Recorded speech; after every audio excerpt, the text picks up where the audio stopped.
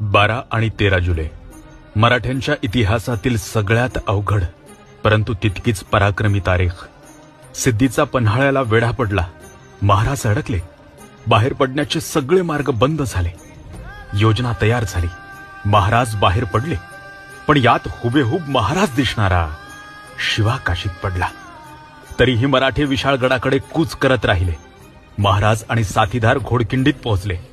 पण शत्रू अगदी हाकेच्या अंतरावर येऊन ठेपला होता. आता पर्याय एकच होता, त्या 10,000 गनिमांशी झुंज देणे. आणि दिली. झुंज दिली. बाजींच्या सांगण्यावरून महाराज निघाले.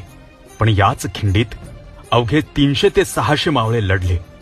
रक्ताच्या शेवटच्या थेंबापर्यंत लढले. या सगळ्यांचं नेतृत्व करत होते वीर बाजीप्रभू देशपांडे. बाजींची तलवार वाऱ्यासारखी फिरत होती. बाजींचे कान विशाळगडाकडे लागले होते. आवाज झाला. महाराज सुखरूप गडावर पोहोचले. पण बाजी पडले. अनेक मावळ्यांच्या रक्ताने नाहून निघालेली घोडखिंड अखेर पावन खिंड झाली.